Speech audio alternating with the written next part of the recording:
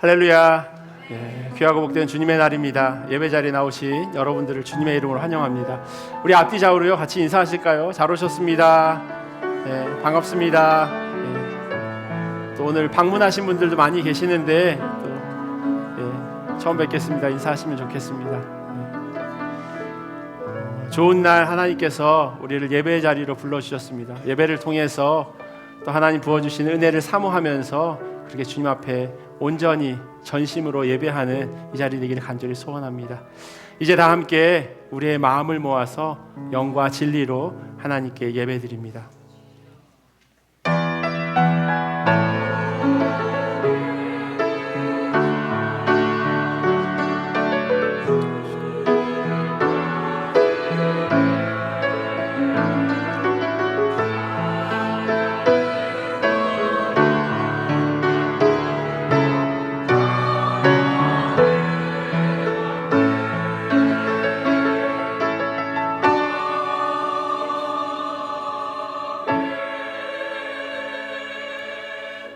다른 이로서는 구원을 받을 수 없나니 천하 사람 중에 구원을 받을 만한 다른 이름을 우리에게 주신 일이 없음이라 하였더라. 아멘. 우리 다 자리에서 일어나셔서 찬송가 15장으로 하나님 찬양하겠습니다.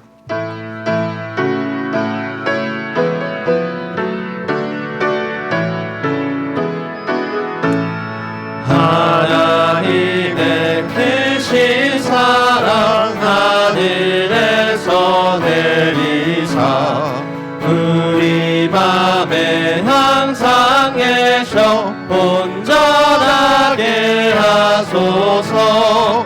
우리 주는 자비하사 사랑 무한하시니 두려워서 떠는 자를 구원하여 주소서. 걱정 근심 많은 자를 성령 감화하시며 복과 은혜 사랑받아 평안하게 하소서. 처음과 끝이 되신 주님 항상 인도하셔서 마귀 유혹 받을 것을 속히 끊게 하소서. 전능하신 아버지여 주의 능력 주시고 우리 맘에 임하셔서 떠나가지 마소서. 주께 영광 항상 돌려 천사처럼 섬기며 주의 사랑 영영토록 찬송하게 하소서. 우리들이 거듭나서 흠이 없게 하시고 주의 크신 구원받아 온전하게 하소서. 영광에서 영광으로 천국까지 이르러 크신 사랑 감격하여 경배하게 하소서.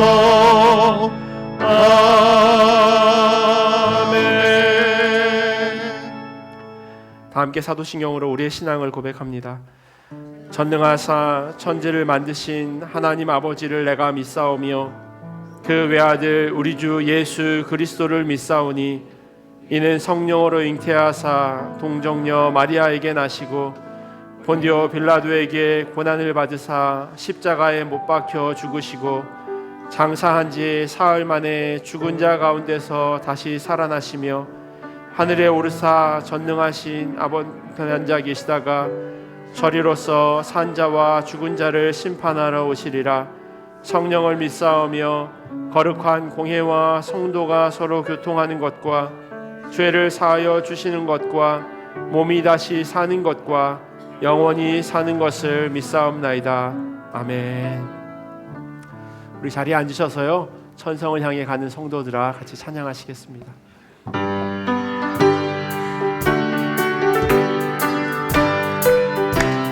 힘차게 찬양하겠습니다. 천성을 향해 가는 성도들아 앞길의 장애를 두려워 말라. 성령이 너를 인도하시리니 왜 지체를 하고 있느냐. 앞으로 천성을 향해 나가세. 천성뿐만 바라고 나가세. 모든 천사 너희를 영접하려 문 앞에 우리 1절 한번 더 찬양하시겠습니다. 천성을 향해 가는 성도들 앞길의 장애를 두려워 말라. 성령이 너를 인도하시리니 왜 지체를 하고 있느냐. 앞으로 천성을 향해 나가세. 천성문만 바라고 나가세. 모든 천사 너희를 영접하러 문 앞에 기다려서 있네. 가는 길을 누가 비웃거든 확실한 증거를 보여주어라. 성령이 친히 감화하여 주사 그들도 상기를 찾으리. 앞으로 천성을 향해 나가세. 천성문만 바라고 나가세. 모든 천사 너희를 영접하러 문 앞에 기다려서 있네. 가는 길을 모두 가기 전에 내 손에 든 검을 꽂지 말아라. 소망이 눈에 모두 깨뜨리고 끝까지 잘 싸워 이겨라. 앞으로 천성을 향해 나가세. 천성문만 바라고 나가세. 모든 천사 너희를 영접하러 문 앞에 기다려서 슬픈 마음 있는 사람, 슬픈 마음 있는 사람 예수 이름 믿으며 영원토록 변함없는 기쁜 마음 얻으리. 예수의 이름은 세상의 소망이요. 예수의 이름은 천국의 기쁨일세. 거룩하신 주의 이름 너의 방패 삼으라. 환난 시험 당할 때에 주께 기도드려라. 존귀하신 주의 이름 우리 기쁨 되도다. 주의 품에 안길 때에 기뻐 찬송 부르리. 예수의 이름은 세상의 소망이요. 예수의 이름은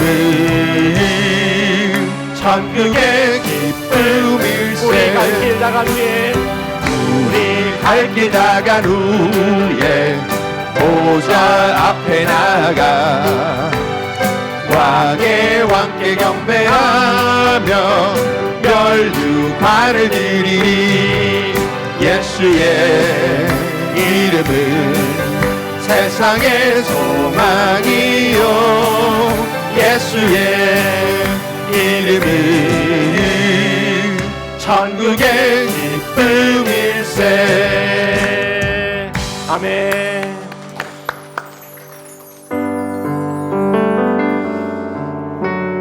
주님께서 우리를 있는 모습 그대로 그렇게 나오라고 말씀하십니다. 슬픈 마음 가진 사람들 우리 주님 앞에 나와서 같이 찬양하며 나아가겠습니다. 슬픈 마음 있는 자, 슬픈 마음 있는 자, 몸과 영혼 병든 자, 누구든지 부르시오. 예수 이름 부르시오.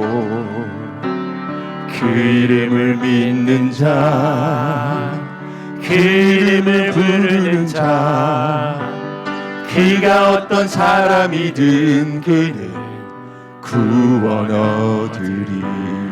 한 번 더 고백할까요? 슬픈 마음 있는 자, 슬픈 마음 있는 자, 몸과 영혼 병든 자, 누구든지 부르시오. 예수 이름 부르시오.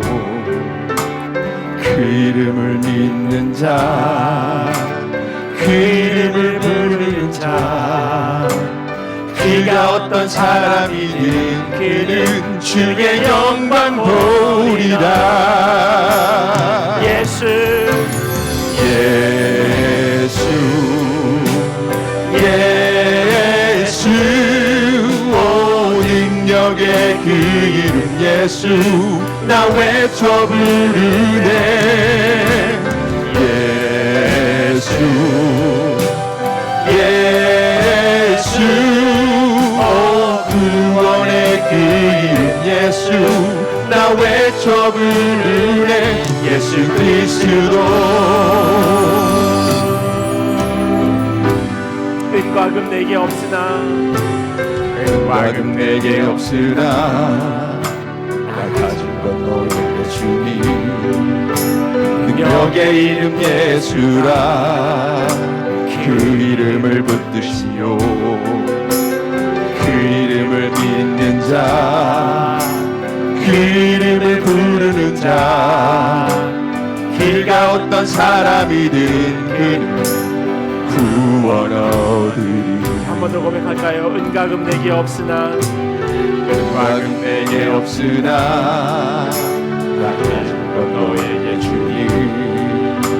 능력의 이름 예수라. 그 이름을 붙드시오.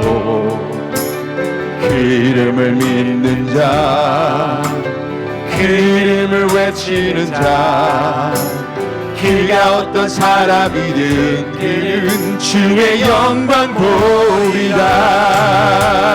예수 예수 오 능력의 그 이름 예수 나 외쳐 부르네. 예수 예수 오 구원의 그 이름 예수 나 외쳐 부르네. 예수 그리스도. 예수 예수 예수 예수 오 능력의 그 이름 예수 나 외쳐 부르네. 예수 예수 오 구원의 그 이름 예수 나 외쳐 부르네. 예수 우리 한 번 더 고백하며 나가겠습니다. 예수 예수 예수 예수 오 능력의 그 이름 예수 나 외쳐 부르네. 예수 예수 오 구원의 그 이름 예수 나 외쳐 부르네. 예수 그리스도. 예수의 이름에 예수의 이름은 세상의 소망이요. 예수의 이름은 천국의 기쁨일세. 예수의 이름은 예수의 이름은 세상의 소망이요.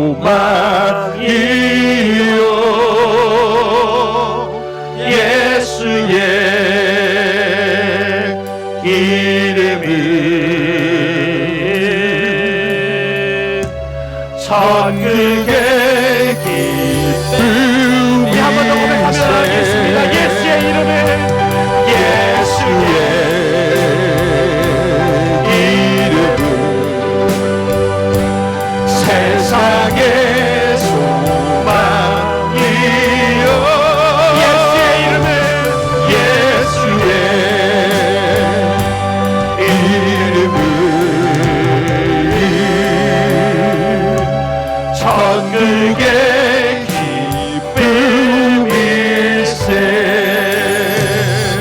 같이 기도하며 나아가겠습니다.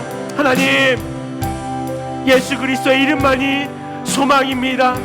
예수 그리스도의 이름만이 천국의 기쁨임을 우리가 찬양으로 고백하여 싸우니 하나님, 이 고백이 우리 신앙의 고백이 되어지게 하시고 우리의 마음의 고백이 되어질 수 있도록 인도하여 주시옵소서. 오직 예수 그리스도만을 붙잡는 자 되기를 간절히 소원합니다. 슬픈 마음 가진 자, 몸과 영혼 하나님 병들어 있는 자, 이 시간 다 주님 앞에 나아가오니 하나님, 우리의 마음을 어루만져 주시옵소서. 우리의 마음이 회복되어지게 하시고 하나님의 말씀 가운데 온전히 엎드려지는 자 될 수 있도록 인도하여 주시옵소서. 특별히 하나님, 말씀 듣기를 사모하는 마음으로 나와싸우니 하나님, 우리의 마음의 문을 열어주시옵시고 우리의 귀를 열어주시옵소서. 하나님의 말씀이 귀하게 심겨지는 이 시간 될 수 있도록 인도하여 달라고 우리 함께 기도하며 나아가겠습니다. 기도하겠습니다. 하나님, 하나님, 예수 그리스도의 이름만이 우리의 소망입니다. 예수 그리스도의 이름만이 천국의 기쁨입니다. 우리가 고백하며 나아갑니다.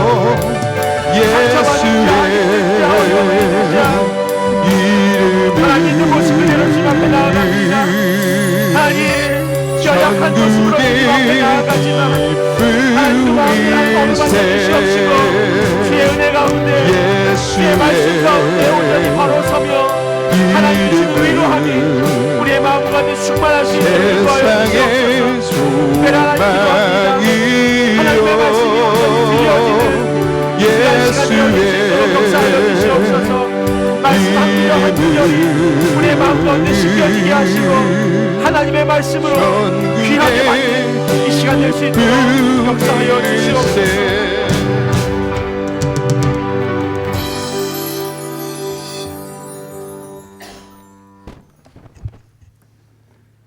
온 우주 만물의 창조주 되시고 전지전능하신 하나님 아버지, 10월 첫째 주일 예배를 주님께 올립니다.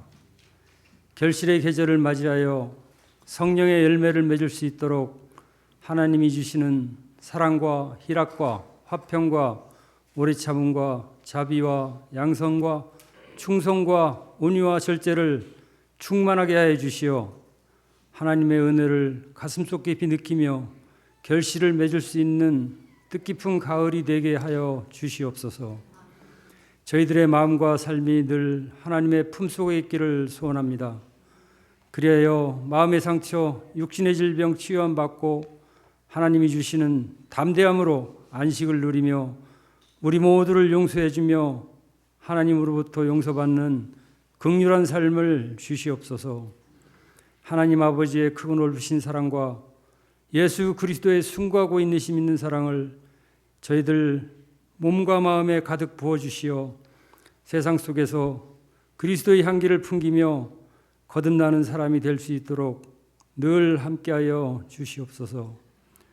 저희들의 올리는 기도가 하나님이 원하시는 하나님 보시기에 합당한 기도가 되어 주님이 보내주신 성령의 임재로 응답받는 기도가 될 수 있도록 주님 은혜와 함께 역사하여 주시옵소서. 교회를 위해서 기도드립니다. 하늘에는 하나님이, 교회 머리에는 예수님이, 교회 안에는 성령님이 계시어 삼위일체의 하나님이 저희 교회를 품어주시어 45주년 이후의 모든 기간도 주님께서 이끌어 주시옵소서. 교회의 각 기관과 유치부, 유년부, 청소년부, 청년부, 성가대 등 각 지체를 협력하여 선을 이룰 수 있도록 주님 모두를 축복하여 주시옵소서. 다음 주에 있을 사경회에도 주님 함께 하시어 3일 동안 노승환 목사의 진심 어린 성경 말씀을 잘 받아들여서 회개하고 거듭나고 낮아지고 겸손해져서 그리스도의 제자로서의 신실한 삶을 살 수 있도록 하나님 은총 베풀어 주시옵고 모든 일정에 주님 동행하여 주시옵소서. 여성교회 바자회와 전교인 단풍 야유회, 유년부 할로윈 대회 행사 등 주님이 함께 하시어 풍성히 열매 맺는 감사한 시간 되게 하여 주시옵소서. 복음을 전하시고 불쌍한 자를 도우시고 병자를 치유하시는 예수님, 성령의 힘으로 어루만져 주시고 치유하여 주시고 우리 모두를 하나님의 자녀 삼아 주시어 하나님을 아버지라 부르며 살게 하여 주시옵소서. 오늘 하나님 말씀을 전하시는 이충 목사에게 성령 충만케 하시어 우리 모두에게 살아계신 하나님 말씀을 듣고 한 주간 꼭 기억하여 묵상하며 가정과 직장과 사회에서 행하는 그리스도인의 삶을 살 수 있도록 주님이 항상 함께 하심을 느끼며 살게 하여 주시옵소서. 우리 교인들 가정마다 하나님 말씀과 찬양과 기도 소리가 풍성히 넘치는, 또한 자녀들이 하나님의 길로 갈 수 있도록 밝은 빛으로 늘 비추어 주시옵소서. 이 모든 간구를 하나님 우편에서 중보하시는 사랑이 많으신 예수님 이름으로 기도드렸습니다. 아멘.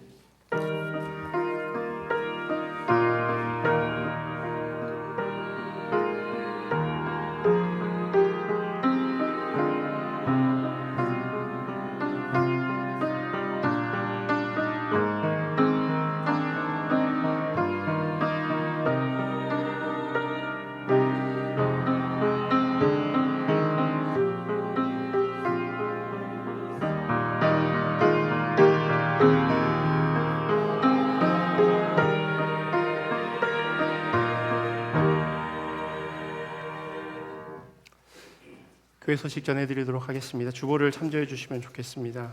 오늘 방문한 분들이 계셔서요, 잠깐 소개하도록 하겠습니다. 이기혁 집사님 조카 되시는 분이 한국에서 방문하셨는데요. 이재웅 그리고 천지인 성도님 어디 계시는지, 여기 계시는군요. 반갑습니다. 환영합니다. 네. 박정자 권사님 조카분들도 오늘 방문하셨는데요. 한국에서 이찬현 그리고 박수진 성도님 아이들이랑 같이 참여하셨는데, 저 바깥에 계시는군요. 네, 반갑습니다. 그리고 강수진 집사님 그 어머니께서도, 박수진 집사님이신데, 박수진 집사님 어머니께서도, 아니죠, 강수진이 맞죠? 죄송합니다. 박수진 집사님 여기 계시는 거예요. 강수진 집사님 어머니께서도 한국에서 지난번 1부 예배 때 오셨어요. 그래서 그때 소개를 해드리긴 했는데 오늘 2부 예배 오셔서 다시 한번 소개해드립니다. 안난연 성도님, 감사합니다. 네. 한국에서 이렇게 방문하셔서 또 여행 잘 하시고, 특별히 캐나다에 대한 좋은 기억들, 좋은 추억들 만들고 그렇게 돌아가시면 좋겠습니다. 돌아오는 금요일부터 금요일, 토요일, 주일 이렇게 3일 동안 노승환 목사님께서 오셔서 말씀 사경회가 진행됩니다. 몇 주간 계속 광고 드린 대로요.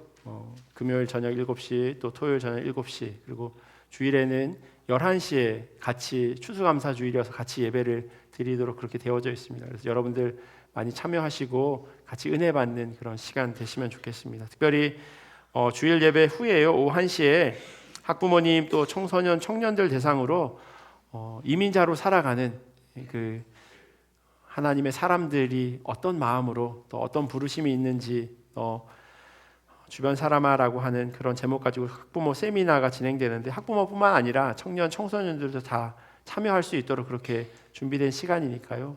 젊은 분들 많이 좀 참여하시면 좋겠습니다. 유년주일학교와 유치부는요, 금요일, 토요일 사경회 그리고 주일 학부모 세미나 때 유년부 교실에서 차일드케어가 진행됩니다. 그래서 자녀를 같이 데리고 오시는 분들은, 어린 자녀들은 유년주일학교 교실에 이렇게 드랍해 주시면 좋을 것 같고요. 청소년부부터는 그냥 같이 예배 드릴 수 있도록 해주시면 좋겠습니다. 그리고 10월 12일 토요일 날 새벽 기도회는 없고요. 그리고 이번 주 목요일 그리고 토요일 날 거실반도 사경회 관계로 쉬도록 하겠습니다. 그리고 10월 13일 사경회 마지막 날이면서 또 추수감사 주일입니다. 그래서 전교인이 같이 예배 드릴 예정입니다. 9시 예배는, 일부 예배는 없고요. 11시에 같이 예배 드려야 하는데, 오늘도 보시면은 꽉 찬 것 같지만 사실 중간중간 자리에 많이 비었어요. 그래서 당일날 다음 주일에는 주차장도 그렇겠지만 본당도 밖에 계신 분들, 일부 예배 오시는 분들 다 참석하실 예정이니까 조금 타이트하게 좀 앉아주시면 감사하겠습니다.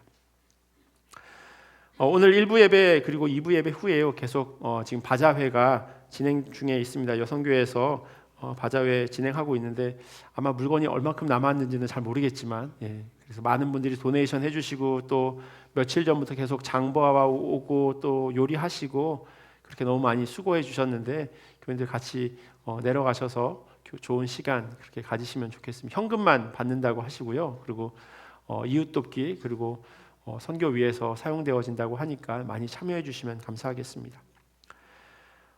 내일이 아니고 그 다음 주 10월 14일인데요. 전교인 단풍 야유회가 있습니다. 던다스 픽에서 진행될 예정이고요. 원래 일정은 10시였는데 2시간 정도 뒤로 좀 미뤘습니다. 그 신청하는 것 때문에.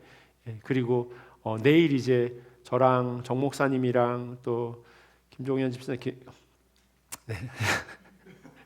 제가 이름을 막 헷갈리네요. 집사님 같이 이제 아침 7시에 그 부킹을 해야 돼요. 그 자동차 플레이시랑 인원이랑 다 부킹을 해야 되는데 잘 될 수 있도록 안 되면 저희가 다른 장소로 옮겨야 되니까 김종원 집사님은 셋이서 이렇게 아침 7시에 잘 부킹할 수 있도록 좀 기도해 주시면 좋겠습니다. 그래서 목적지에는 12시까지 도착해 주시면 좋을 것 같고요. 그리고 산행이 끝나고 단풍 잘 구경하고 그리고 교회로 와서 저녁 식사하도록 하겠습니다. 10월 31일 날 오후 6시부터 8시 30분까지 유년부에서 홀리윈 데이로 이렇게 보내려고 합니다. 학부모님들 그리고 또 봉사하시는 분들 좀 필요하고요. 그리고 사탕이나 초콜릿, 과자 같은 것들도 좀 도네이션 해주시면 좋겠습니다. 그 도네이션 해주실 때 뭐 다들 아시겠지만 그 너프리로 이렇게 좀 준비해 주시면 그러면 아이들이 간식 먹는데 조금 어려움이 없을 것 같습니다. 지난 주일에 이규환 은퇴장로님 그리고 최경수 은퇴권사님 가정에서 애찬 헌금 해주셨습니다. 주차장 저희가 지금 2부 예배 때 저희가 주차장이 103개예요. 그리고 이제 농구 골대 그 자리가 있는데 거기에도 어쩔 수 없이 다음 주에는 다 주차를 빼곡하게 하셔야 될 것 같고요. 특별히 봉사하시는 분들이나 일찍 오시는 분들 또 되게 늦게 돌아가시는 분들은 이 본당 앞쪽에 있는 그쪽에 주차를 좀 해주시면 그러면 조금 주차장이 혼잡스럽지 않을 것 같습니다. 여러분들이 좀 관심 가져주시고 협조해 주시면 감사하겠습니다. 이제 할렐루야 성가대 나오셔서 찬양해 주시겠습니다.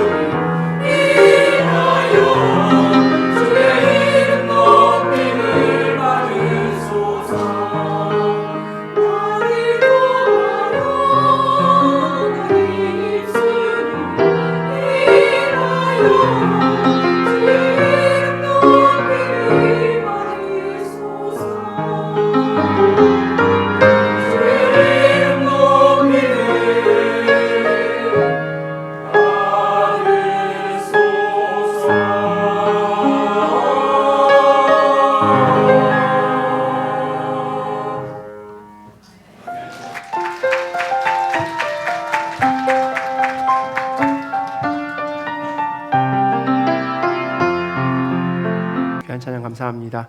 우리 하나님 주신 말씀 같이 보도록 하겠습니다. 오늘 우리에게 주신 하나님의 말씀은 에스겔 18장 1절에서 4절 그리고 25절에서 32절까지 말씀입니다. 우리 몸이 불편하지 않으시면 자리에서 일어나셔서 하나님 주신 말씀 같이 보도록 하겠습니다. 에스겔서 18장 1절에서 4절 그리고 25절에서 32절까지 말씀입니다. 한 절씩 교독하고 마지막 32절 함께 읽겠습니다. 또 여호와의 말씀이 내게 임하여 이르시되 너희가 이스라엘 땅에 관한 속담에 이르기를 아버지가 신포도를 먹었으므로 그의 아들이 이가 시다고 함은 어찌 됨이냐. 주 여호와의 말씀이니라. 내가 나의 삶을 두고 맹세하노니 너희가 이스라엘 가운데서 다시는 이 속담을 쓰지 못하게 되리라. 모든 영혼이 다 내게 속한지라. 아버지의 영혼이 내게 속함같이 그의 아들의 영혼도 내게 속하였나니 범죄하는 25절입니다. 그런데 너희는 이르기를 주의 길이 공평하지 아니하다 하는도다. 이스라엘 족속아 들을지어다. 내 길이 어찌 공평하지 아니하냐. 너희 길이 공평하지 아니한 것이 아니냐. 만일 의인이 그 공의를 떠나 죄악을 행하고 그로 말미암아 죽으면 그 행한 죄악으로 말미암아 죽는 것이요. 만일 악인이 그 행한 악을 떠나 정의와 공의를 행하면 그 영혼을 보전하리라. 그가 스스로 행하리고 그 행한 모든 죄악에서 돌이켜 떠났으니 반드시 살고 죽지 않으리라. 그런데 이스라엘 족속은 이르기를 주의 길이 공평하지 아니하다 하는도다.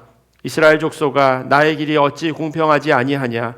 너희 길이 공평하지 아니한 것이 아니냐. 주 여호와의 말씀이니라. 이스라엘 족속아 내가 너희 각 사람이 행한 대로 심판하리라. 너희는 돌이켜 회개하고 모든 죄에서 떠날지어다. 그리한즉 그것이 너희에게 죄악의 걸림돌이 되지 아니하리라. 너희는 너희가 범한 모든 죄악을 버리고 마음과 영을 새롭게 할지어다. 이스라엘 족속아 너희가 어찌하여 죽고자 하느냐. 주 여호와의 말씀이니라. 죽을 자가 죽는 것도 내가 기뻐하지 아니하노니 너희는 스스로 돌이키고 살지니라. 아멘. 하나님의 말씀입니다. 자리에 앉겠습니다. 대한민국 헌법 제13조 3항에 보면요, 모든 국민은 자기의 행위가 아닌 친족의 행위로 인하여 불이익한 처우를 받지 아니한다라고 되어져 있습니다. 너무 당연한 것 아니야 라고 그렇게 여기시겠지만요, 이 조항은 1980년 10월에 처음으로 신설된 법이었습니다. 다시 말하면 그 전까지는 자기의 행위가 아님에도 불구하고 죄를 지은 사람의 가족이나 친족이라고 하는 이유만으로 피해받는 것이 당연했습니다. 이것을 보통 연좌제라고 부릅니다. 물론 법이 제정된 이후에도요, 여전히 이 연좌제에 해당하는 그런 사례는 비일비재했었습니다. 원래 법이 제정되면 그것이 정착되어지기까지 오랜 시간이 필요하니까요. 인류 역사 안에 이런 모습은 자주 있어 왔습니다. 반역이나 역모를 꾸미게 되면요, 조선에서는 삼족을 멸하는데 중국에서는 대륙의 스케일답게 구족을 멸했다고 합니다. 사실 가능하지 않은 일이죠. 구족이면 9세대가 함께 살고 있어야 하는데 10살에 아이 낳고 아이 낳아서 100살 되면 이렇게 구족이 한 패밀리가 될 텐데 가능하지 않은 일인데 그럼에도 불구하고 그만큼 엄하게 처벌하겠다. 죄를 지은 사람 그 가문 전체에 그렇게 영향을 미치겠다고 이야기하는 겁니다.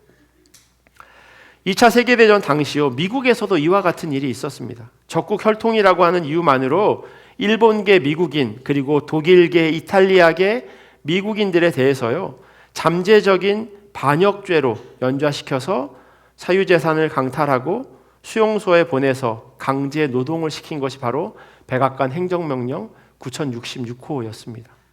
그러니까 아직 그런 일이 일어난 건 아니에요. 그런데 이 사람의 가족이, 이 사람의 출신이 우리와 지금 전쟁을 하고 있는 일본, 이탈리아, 독일 출신이니 이 사람 역시도 우리에게 해를 끼칠 수 있겠다.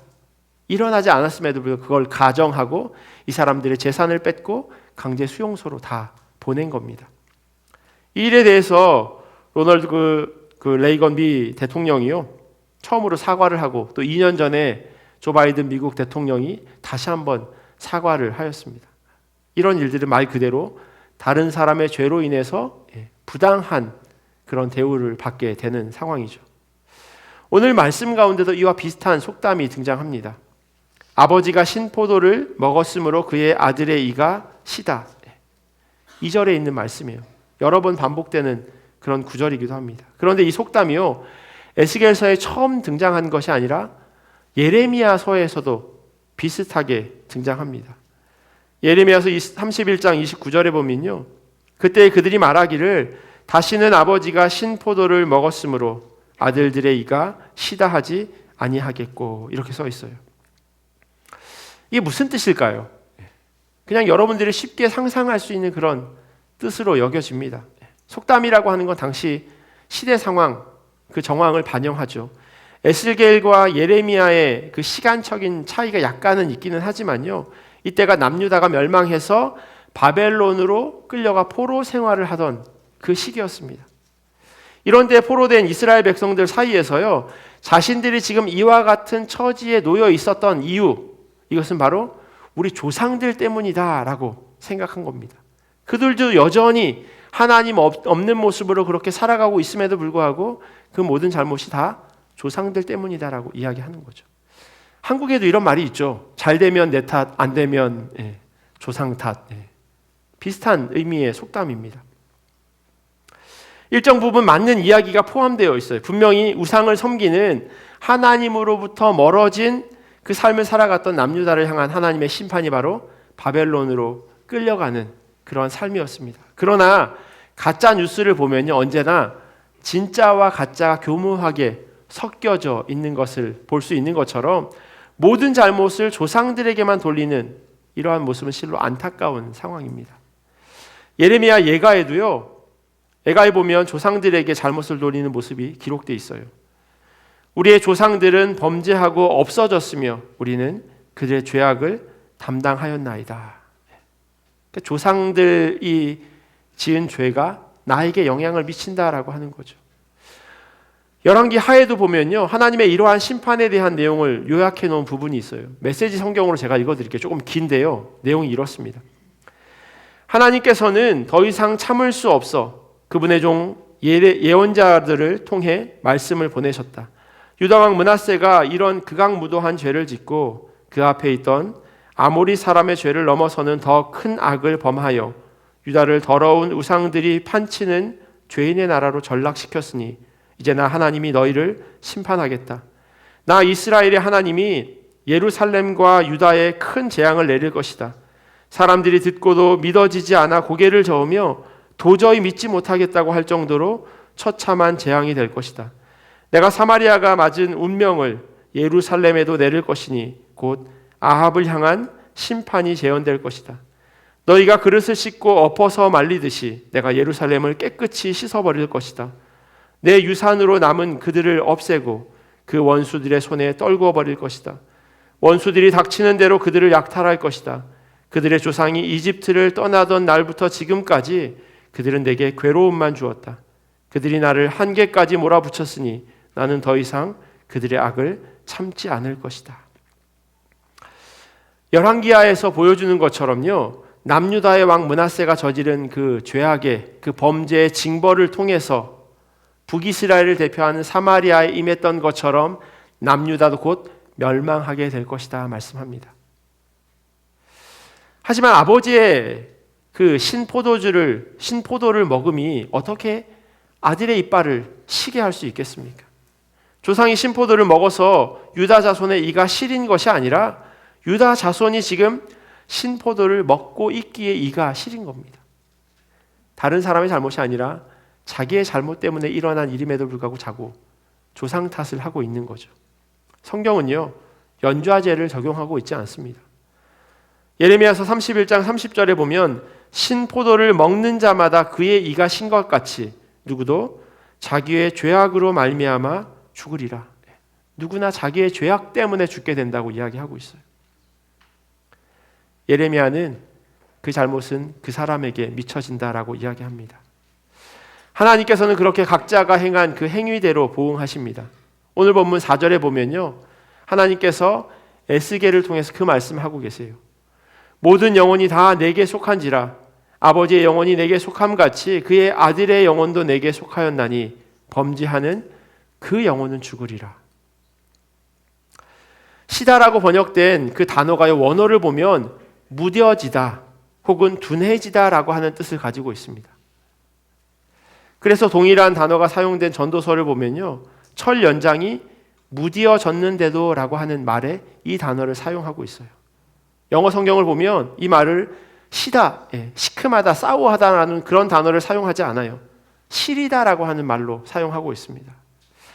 단순히 이빨이 신맛을 느끼는 것이 아니라 신경이 거슬러지도록 그렇게 시린 상태를 말하고 있어요.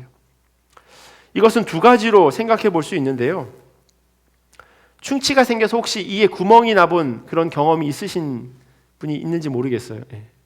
제가 이걸 막 글로 적었는데 도저히 글로 설명하기가 어렵더라고요. 이 구멍이 난 곳에 이물질이 끼죠. 그러면 자기도 모르게 이걸 빼내려고 해요.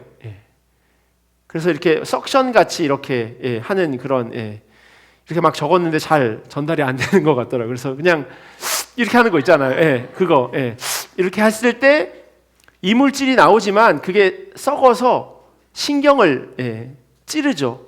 정신이 번쩍 드는 가끔 치과 가도 그런 경험을 하게 되는데 그래서 저 치과 되게 무서워하거든요. 근데 그런 상황을 이야기하는 거예요. 아빠가 포도를 먹었는데 아이의 이빨이 그렇게 신경을 찌르는 그런 상태를 성경이 이야기하고 있습니다.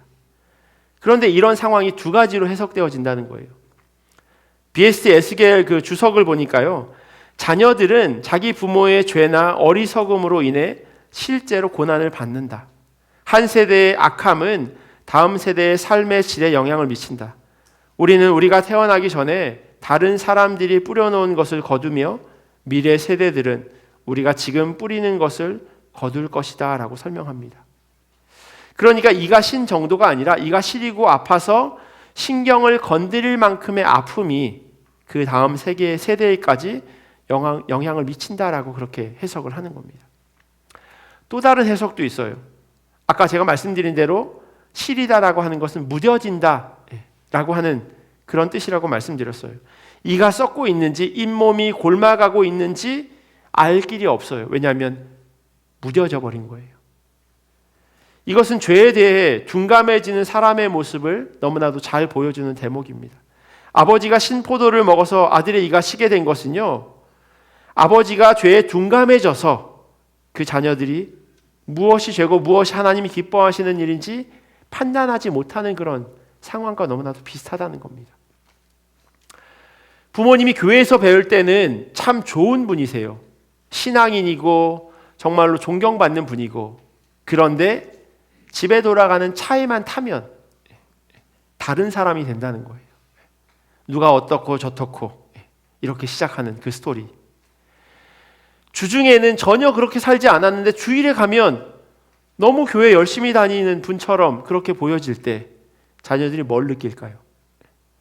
뭐가 하나님이 기뻐하시는 일이고 뭐가 하나님이 슬퍼하시는 일인지를 제대로 분간할 수 있을까요? 그 결과가 바로 바벨론 포로 생활이라고 그렇게 이야기하는 겁니다. 당시 유대인들은요, 전자를 생각하면서 이 속담을 이해했어요. 우리가 당하는 이 어려움이 조상 탓이다라고 하는 거죠. 하지만 그 안에 무감각한 너희의 모습도 있다라고 하나님 말씀하고 계세요. 하나님이 심판하시는 기준은 어디에 있을까요? 이미 말씀드린 것처럼 성경에는 연좌제를 말하고 있지 않습니다. 거기에 대한 예화가 오늘 저희가 읽진 않았지만 에스겔 18장 5절부터 쭉 긴 이야기로 나와져 있어요. 등장하는 사람은 3명이에요. 예를 들면 이런 거죠. 할아버지, 아버지, 손자. 1, 2, 3 이렇게 3대가 등장합니다. 첫 번째 할아버지는요, 의로운 사람이고 법과 의를 실천하는 사람이었습니다.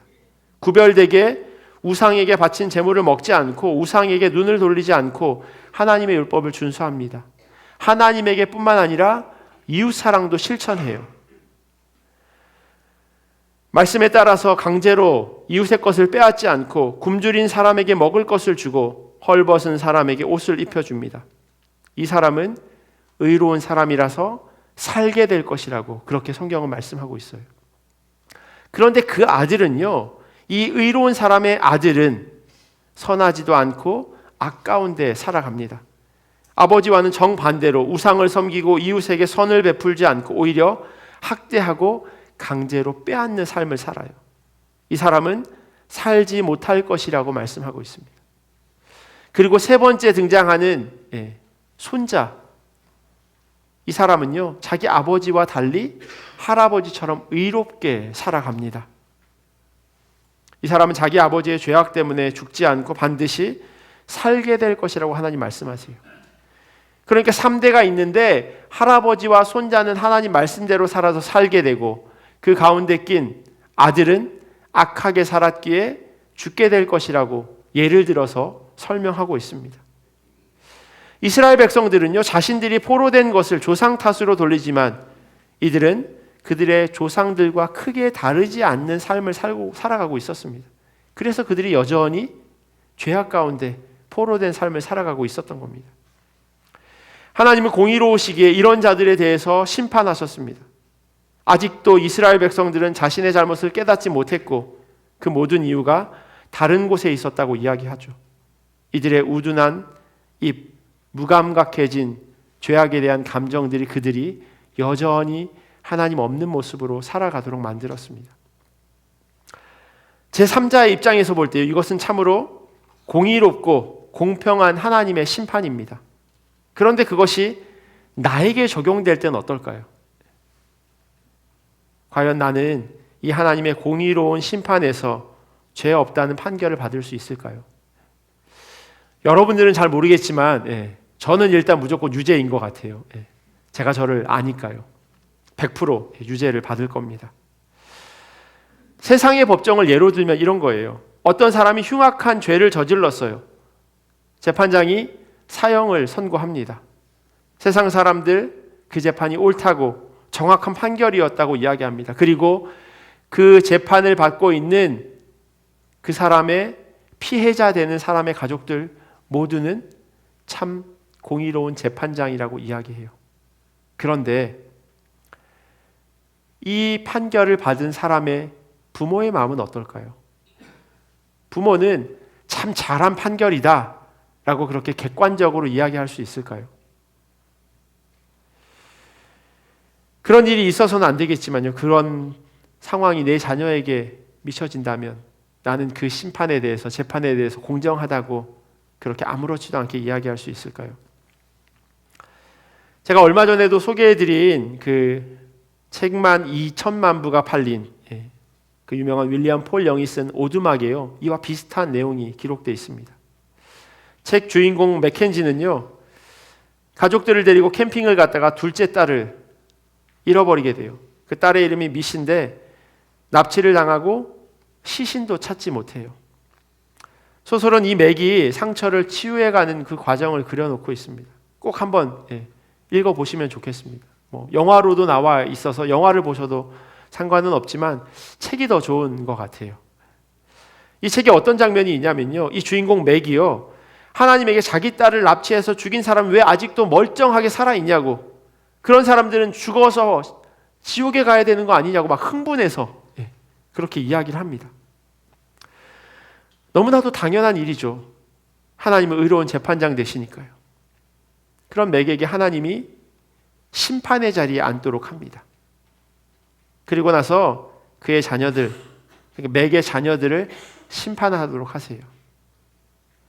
어떤 자녀는 하나님 나라에, 어떤 자녀는 지옥에 가야 하니 하나님께서 결정하라고 다그치십니다. 맥이 고민하는데요, 어떠한 결정도 하지 못해요. 어떻게 자기 손으로 누구는 하나님 나라로, 또 다른 자녀는 지옥으로 보내는 그 결정을 쉽게 할 수 있겠습니까? 쉽게 하지 못하는 것이 아니라 아예 하지 못합니다. 그런데 그게 바로 하나님의 마음이라는 거예요.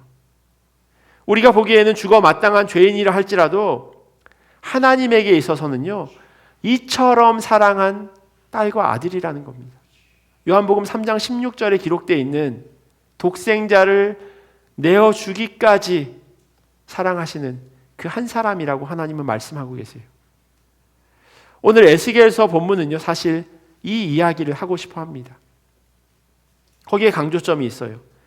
하나님의 공의의 심판에서 어느 누구도 예외 없이 유죄 판결을 받게 될 텐데 하나님께서 이 심판을 기뻐하시겠냐라고 질문하세요.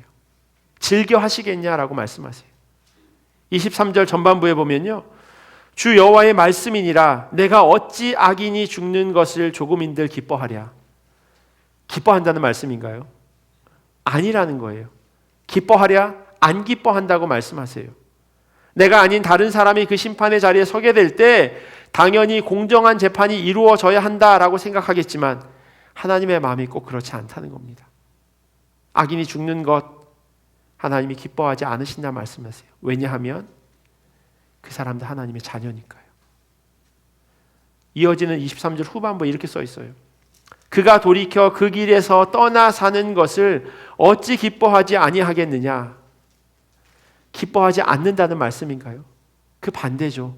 너무너무 기뻐하신다고 강조하면서 이야기하고 있습니다. 소설에 나오는 이야기가 너무나도 똑같아요. 하나님은 악인이라도 회개하고 돌아오기를 원하십니다. 하나님께서는 그것을 참으로 기뻐하세요. 여기 앉아 계신 여러분들 그리고 제가 아마 하나님께로 돌아왔을 때 하나님께서는 그 어떤 것보다 너무나도 기뻐하셨을 겁니다. 아마 저희가 볼 수는 없었지만 분명히 보좌에서 일어나셔서 춤을 추시며 기뻐하셨을 겁니다. 하물며 잃어버린 한 영혼, 하나님께서 그 사람이 지옥불에 떨어지는 것을 행복해 하시겠습니까? 기뻐하시겠습니까? 그게 잃어버린 한 영혼을 향한 하나님의 마음입니다. 에스겔 18장의 말씀은요, 하나님의 심판은 정당하다고 기록하고 있어요. 당연합니다. 왜냐하면 하나님은 의롭고 공의로운 하나님이시니까요. 죄와 함께 거할 수 없는 분이세요. 그러나 죄 지은 자를 벌하시는 것을 하나님께서는 즐거워하거나 기뻐하지 않으십니다. 30절부터 32절까지 말씀이요, 오늘 저희가 읽은 에스겔 18장의 결론 부분이에요. 이렇게 기록되어 있습니다. 주 여호와의 말씀이니라. 이스라엘 족속아, 내가 너희 각 사람의 행한 대로 심판할지라. 너희는 돌이켜 회개하고 모든 죄에서 떠날지어다. 그리한즉 그것이 너희에게 죄악의 걸림돌이 되지 아니하리라. 너희가 범한 모든 죄악을 버리고 마음과 영을 새롭게 할지어다. 이스라엘 족속아, 너희가 어찌하여 죽고자 하느냐? 주 여호와의 말씀이니라. 죽을 자가 죽는 것도 내가 기뻐하지 아니하노니 너희는 스스로 돌이키고 살지니라. 결론의 시작 30절에 보면요, 심판하겠다 말씀하세요. 너희 각 사람이 한 일에 대해 심판하겠다. 그런데 본문이 그렇게 끝나지 않아요. 잘못 읽으면 하나님께서 심판하시는 것을 너무나도 기뻐하고 즐거워하시는 분으로 여겨질 수 있는데 30절 그 이후로 쭉 했던 말 또 하고 했던 말 또 해요. 회개하고 돌아오고 돌이키고 그래야 산다고 빠져나갈 구멍을 만들어 놓고 계속해서 일로 가라고 그렇게 말씀하고 계세요. 나는 너희가 죽는 것 절대로 기뻐하지 않는다고. 그러니 회개하고 살라고 하나님이 이스라엘 백성들을 향해서 간곡히 말씀하십니다. 그리고 그 말씀은요, 포로된 이스라엘 백성에게 뿐만 아니라 오늘 사는 우리에게도 동일하게 주시는 말씀입니다. 악을 버리고 그 악에서 돌이켜 사는 것, 그것을 하나님께서는 우리에게 너무나도 원하고 계십니다. 내 마음에 하나님보다 더 우선되는 것들을 뒤로 하고 하나님을 제일로 섬기며 살아가는 것을 하나님은 기뻐하세요. 양다리 걸치는 것, 이게 더 좋은 것 같은데 저울질하는 것, 그것을 하나님께서는 기뻐하지 않으십니다. 회개한다는 말로 번역된 그 히브리어는요, 가던 길에서 방향을 전환해서 새로운 길로 걸어가면서 의롭게 사는 모습을 가리킨다라고 주석은 설명합니다. 한 번쯤 들어보셨을 이야기예요. 회개는 가던 방향에서 돌이키는 것이라고요. 그런데 그 돌이키는 그 길이요, 새 길이래요. 의로운 길이라고 말씀하고 있습니다. 하나님께서 우리의 심중 깊은 곳에 과연 우리가 무엇을 기뻐하는지, 무엇을 즐거워하는지 계속해서 질문하십니다. 우리가 너무나도 잘 아는 시편 1편을 보면요, 거기에서 이야기하는 복은 여호와의 말씀을 아침 저녁으로 주야로 묵상하는 것이라고 이야기합니다. 하나님을 알고 그분의 뜻을 따라 살아가는 것, 그것이 진짜 복이라고 이야기하고 있어요. 이스라엘 백성이 현재 포로로 안타까운 삶을 살아간다 할지라도 그 가운데 하나님께서 동행하는 것을 그들이 경험하고 느꼈다면 그 시간은 이들에게 있어서 너무나도 복된 삶이 되었을 겁니다. 그것이 바로 포로된 삶이지만 하나님의 나라였을 거라는 겁니다. 오늘 우리가 살아가는 삶의 자리를 이 시각으로 바라보기를 소원합니다. 하나님이 함께하는 삶, 하나님의 말씀과 동행하는 삶, 이게 참 복이구나라고 여러분들이 고백하셨으면 좋겠습니다. 한국에 사는 청년들에게 유행하는 말이 있다고 합니다. 흙수저, 금수저, 그런 이야기들이 유행한대요. 자기 삶을 자신이 어떤 집안에서 태어났느냐에 따라 결정된다고 믿는 거죠. 맞는 부분이 있기는 합니다. 똑같이 100m 달리기를 하는데 어떤 사람은 50m부터 달리고요, 어떤 사람은 출발점 뒤에부터 달리게 되는 경우가 있습니다. 하지만 여러분도 그렇고요, 저도 그렇고요, 살아보셔서 경험하셨겠지만 가지고 나는 것으로 인생이 결정되던가요? 처음에 부자였던 사람은 끝까지 부자고 처음에 가난했던 사람은 끝까지 가난한 삶을 살아가나요? 반드시 그런 건 아니에요. 그리고 무엇보다도요, 돈 많은 것이 우리의 행복을 좌지우지하지 않습니다. 더 편하게 살아가게는 하는 것 같아요. 그런데 그 편안함이 곧 행복과 직결되는 건 아니에요. 그럼에도 불구하고 우리는 너무나도 쉽게 그렇게 쇠뇌시키죠. 그러다 보니 우리가 말을 그렇게 해요. 저 집은 되게 잘 살아 라고 이야기하는 건 어떤 뜻이에요? 넉넉하다는 거예요. 그죠? 넉넉한 집안을 우리는 그 집은 잘 살아 라고 이야기하죠. 어떻게 알아요? 거기 가서 살아보셨나요? 너무너무 넉넉한데 정말로 지옥 같은 삶을 매 순간 살아가고 있는지 우리는 알 수 없잖아요. 그럼에도 불구하고 우리는 그렇게 쉽게 이야기하죠. 넉넉한 사람들을 향해서 잘 사는 집이라고. 저희 집이 나름 부자였을 때가 있었습니다. 제가 아주 어렸을 때요, 제가 얘기했었지만 정말 잘 살았어요. 저희 집이 한 500평 정도 됐거든요. 그리고 집에 일하시는 분이 2분 계셔서 저희 뭐 밥도 해주고 저희들 챙기고, 그 옛날에요, 70년대 말이었는데 초인종을 누르면 그 대문에서 저희 집까지 안채까지 멀어서 이렇게 인터폰으로 문을 누르면, 문을 띡 누르면 이제 문이 철컥 열리는 그런 집에 살았었어요. 그러다가 아버지가 저희 큰아버지의 보증을 잘못 서서 이제 완전 이제 쫄딱 망한 거예요. 그래서 500평 집에서 방 한 칸짜리로 이사를 하게 됐어요. 저희 형제가 5이니까 7명이서 방 한 칸에서 그냥 살았어요. 근데 저희 어머니가 방 한 칸은 좀 너무하다라고 하는 생각이 드셨는지 그 방 한 칸 가운데 장롱을 놓고 방 한 칸을 2칸으로 만들어서, 그 장롱이 짧으니까 옆에 공간이 생겨서 저희는 이제 그쪽으로 왔다 갔다 했었어요.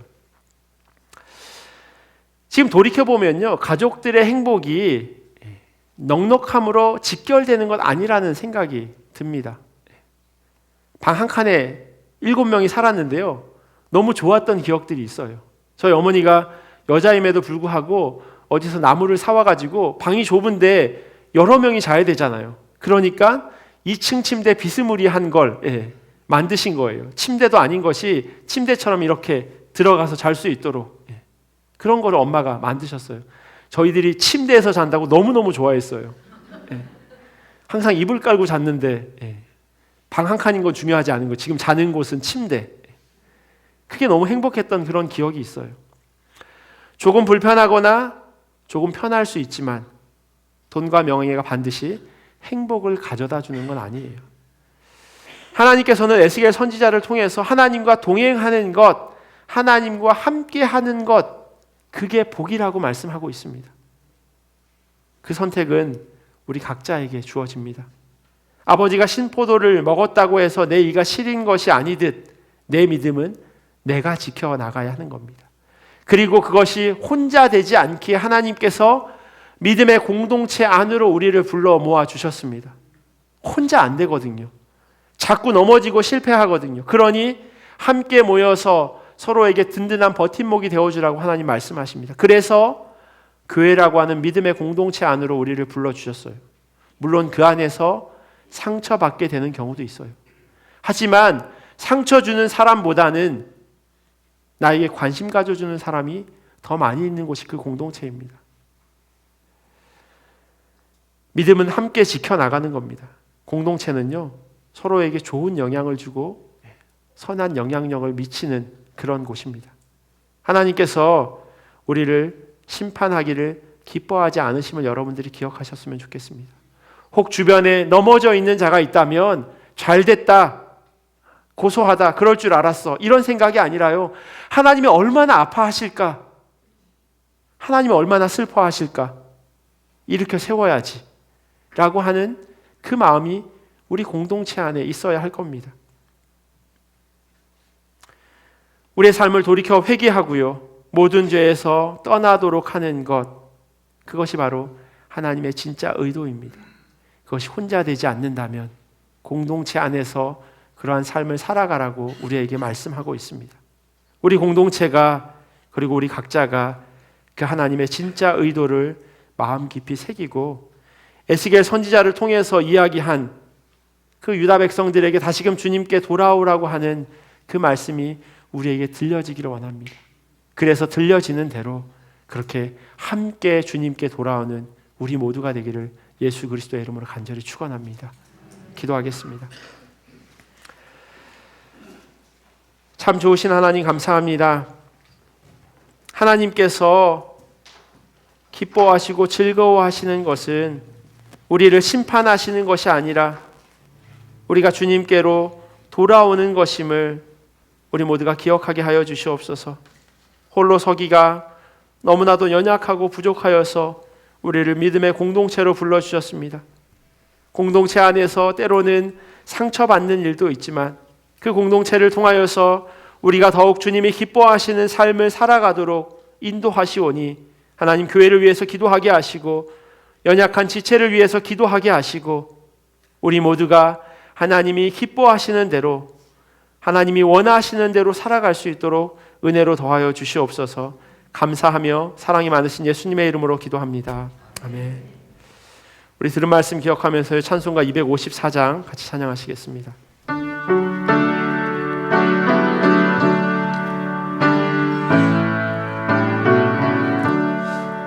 내 주의 보혈을 정하고 정하다 내 죄를 정케하신 주 날 오라 하신다.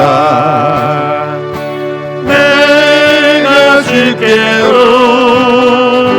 지금 가오니 십자가의 보혈로 날 씻어 주소서. 약하고 주에도 주께로 나가면 힘 주시고 내 수함이 곧 씻어 주시네. 내가 주께로 지금 가오니 십자가의 보혈로 날 씻어 주소서. 나로라 하시니 온전한 믿음과 또 사랑함과 평안함 다 주려 함이라. 내가 주께로 지금 가오니 십자가의 보혈로 날 씻어 주소서. 큰 받아 살 길을 얻었네. 한없이 넓고 큰 은혜 베풀어 주소서. 내가 주께로 지금 가오니 십자가의 보혈로 날 다 같이 씻어 일어나셔서 주소서. 그 피가 맘속에 큰 증거 됩니다. 내 기도 소리 들으사 나 허락하소서. 내가 주께로 지금 가오니 십자가의 보혈로 날 씻어 주소서.